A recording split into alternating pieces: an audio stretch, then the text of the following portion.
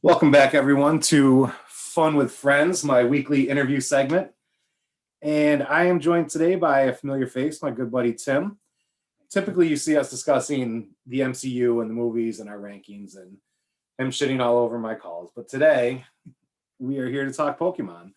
After my last Pokemon segment with Cody, I had a lot of questions come in from folks saying that they just had some really specific questions for what to know for their kids and their kids that are getting into it. And, they just want some answers because they're wondering how much they should be spending on this, where they'll be getting stuff, what to tell their kids. So Tim, the collector that he is, the Pokemon lover aficionado that he is, said, hey, I have those answers. And we're joined by him today for what's actually going to be my last segment of Fun with Friends for the foreseeable future as I take a hiatus from that. So Tim, thank you for stopping by today. Yeah, of course.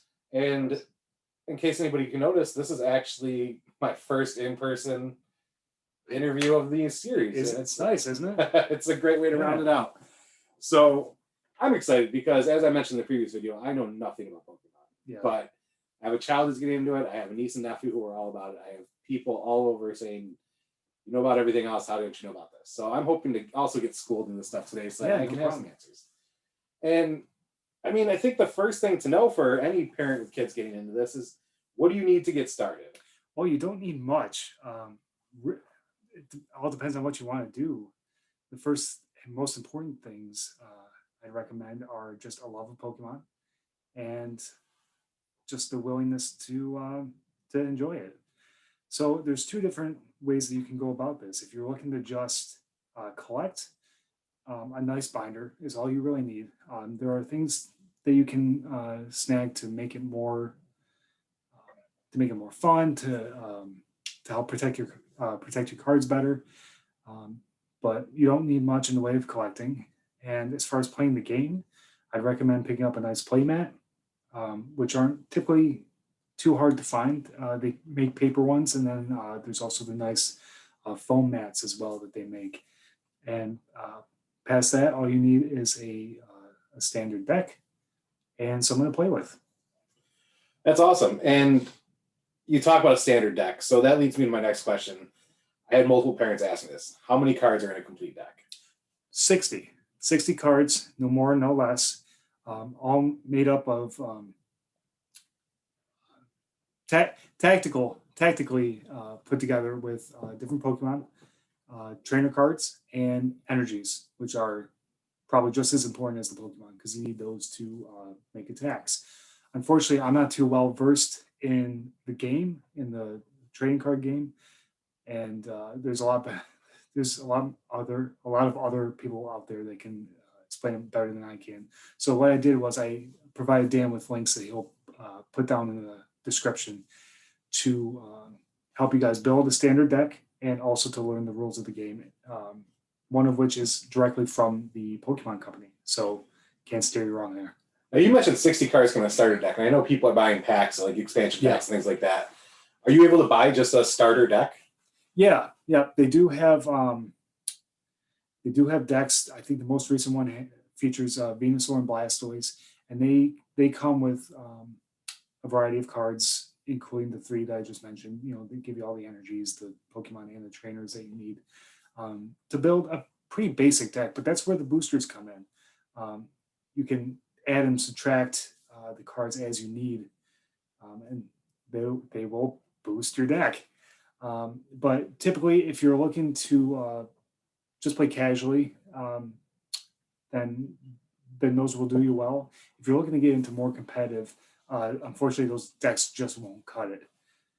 Also, I recommend for anyone starting out and wanting to learn the game, there is a product that you can find most places, even if the other cards have sold out. There's this box that's about yay big, square, has Charizard and Raichu on the front. It's called Pokemon Battle Academy, and those come with 3 separate decks, each with their own promo card that will help you learn the game. That's awesome. And I know so many times folks are focused on value of things and it's based on rarity.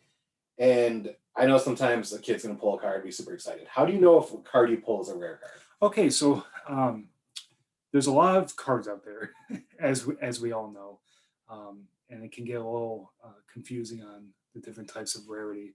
But typically, there's three basic rarity types, and you can in the newer cards you can find them right down here by the bottom left hand corner. On the older cards that you might come across, they'll be in the bottom right. And this it goes as follows: circle. If you see a circle, that's going to be uncommon. Or I'm sorry, that's common. A diamond is going to be uncommon, and then a star is going to be rare. And that star can be either non-hollow or holographic, but typically just in the picture area. And then you get into what's called ultra rares. Now that's going to be a wide variety of the cards that you see.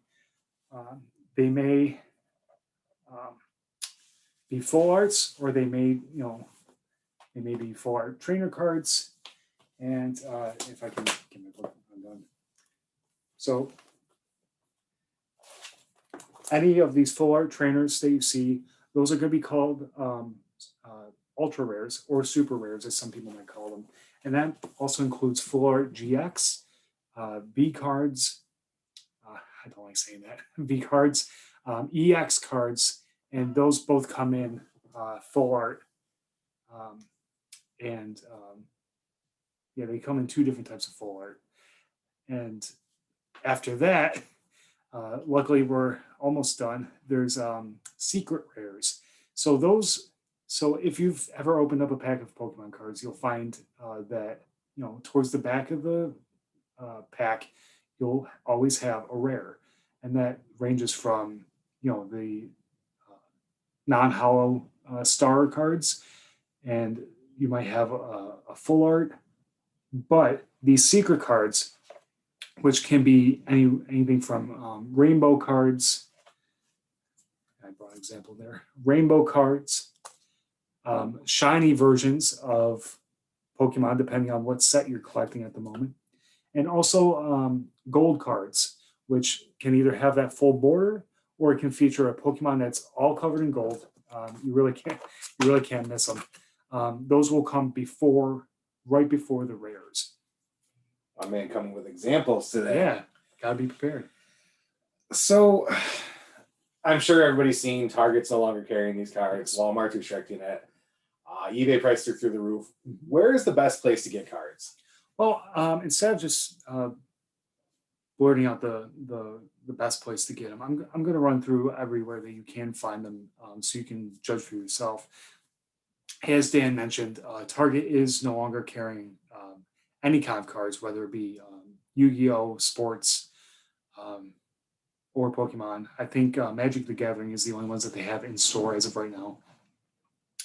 Walmart is restricting the cards to one per customer, so that's not really going to favor anyone who wants to buy in mass. They used to have them in the toy section and their own section up by the checkout registers. That's not the case anymore. They're mainly going to keep them behind the counter of the aisle that carries like the cigarettes, where you need to request them. But that one per customer is going to be a killer, because that means anything from elite trainer boxes, which carry 8 to 10 packs, plus all the gear that you need to use for the game, like dice, damage counters, and the like. But that also includes booster packs too. So if you go to Walmart and it's slim pickings, but they do have booster packs, they're still only going to limit you to one, which is quite a bummer. So at that point, I wouldn't even be worth it if you can only go there once per day and pick up a single pack. But hey, with the way collecting is now, take what you can get, really. Yeah, I mean, it's been tough. I know grandparents too have been trying to get their grandkids cards, and they have to go through this whole hustle. It's like, it's absurd. But the best thing to do is to look for the places that you might not think of, like the dollar store. I know Family Dollar and Dollar Tree carry tins, and then they also carry boxes of cards that are 3 per pack.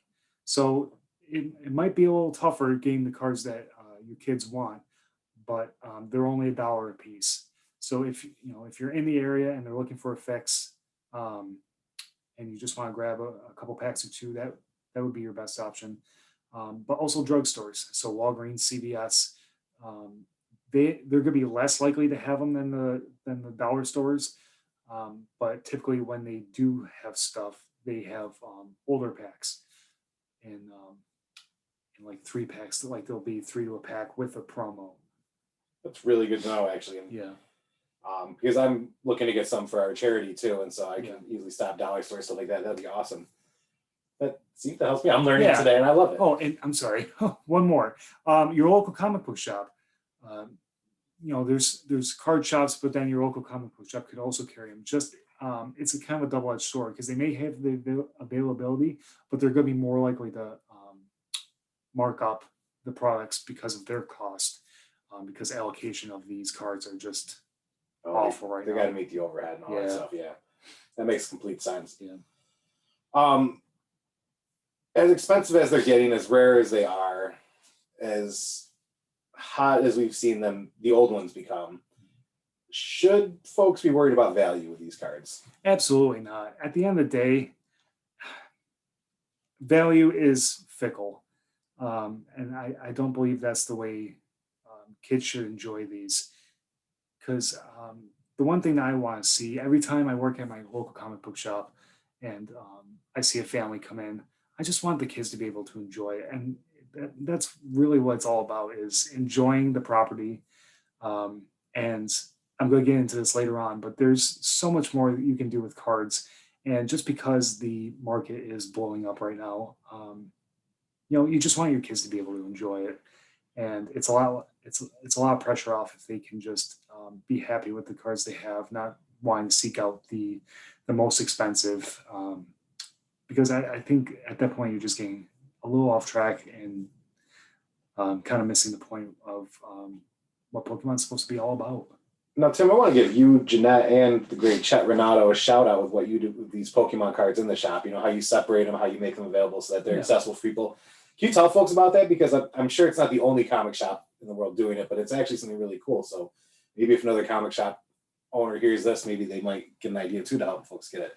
Yeah. So what me and my girlfriend Jeanette have been doing is we've been taking our overflow of cards that we don't necessarily want, and we've been putting together packs of 15 and 40 cards per pack. We're always putting a rare card or two in there, just so kids can be surprised. And we just want kids to enjoy them, and we don't mind giving up what we have to be able to let you guys enjoy them. So yeah, we're always stocking up our own packs that we build at our local comic book shop. That's Rhinos Comics and Collectibles on Dewey Ave, across from Northgate Plaza, if you're in the Rochester area. And it's cool because I just was noticing this the other day. I've been buying cards here and there for my niece and nephew. You know, they have singles that are for sale in one box, and then the bundles there, and then the regular packs and stuff like that. But their cards have already gone through. People know what they're getting. Yeah. And maybe call around your local comic shop and see if they have something like that, because maybe your kid can take a look. And if you are in the Rochester area, which most of my viewers are, check out Rhinos, because they do have a wide selection of it. I was actually marveling at it the other day as I was buying some stuff. So really cool idea, really cool stuff, very innovative in a time when that stuff wasn't happening. So it's really awesome. We've seen enough people clear out the shelves, and we've heard enough horror stories of these big box stores that we just wanted to give people a place to have a fair chance at them.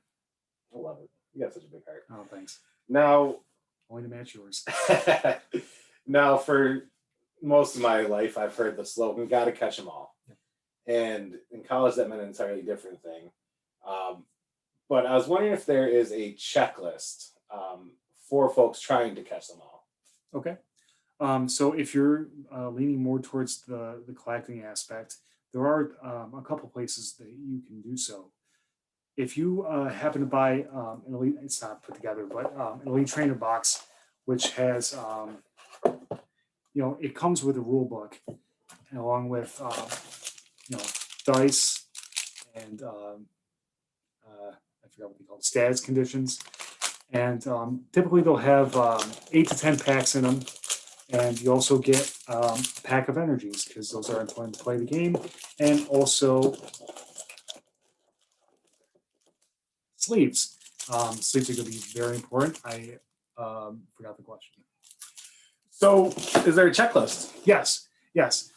Again, down in the description, I've included a link to a site called Collector.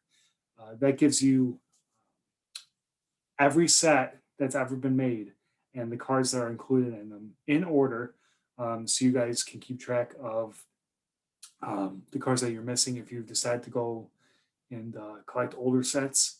And they also have the symbols for each of the sets. So if you look in the again, in the bottom left-hand corner, you'll see a symbol.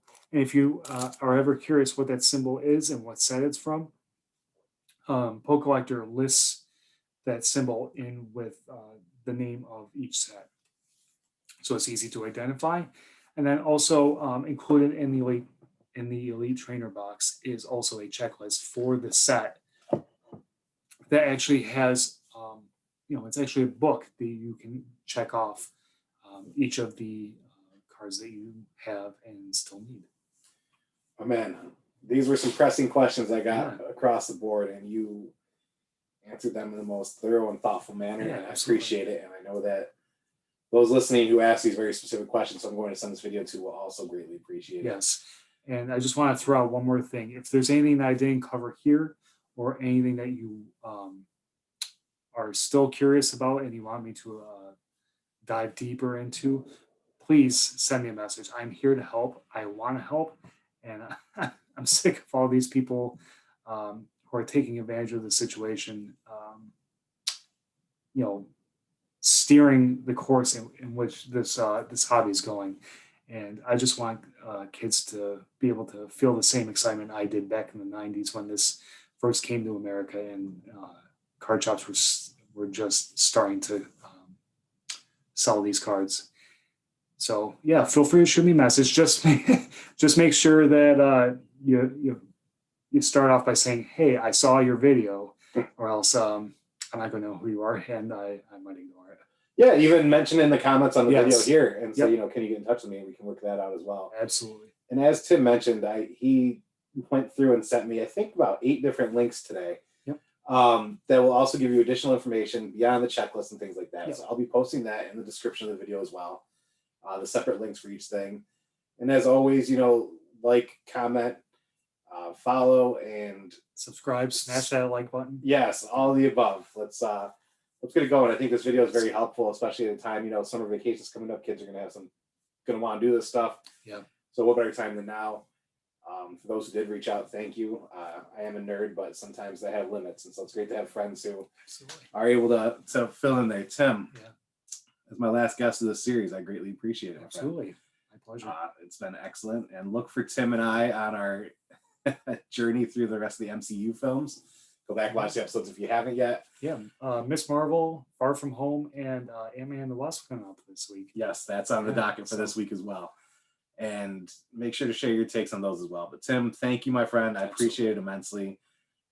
Thanks for bringing the props to actually give a visual. Yeah. I don't have any of those other than what you guys have given my daughter. So I greatly appreciate it, my friend. We all need visuals sometimes. Yeah, absolutely. Thank you. And to everybody for watching, thank you for joining us. It's greatly appreciated. And if you do have any questions, like Tim said, reach out. We got you covered. And until next time, much love, and thank you, Tim. You're welcome.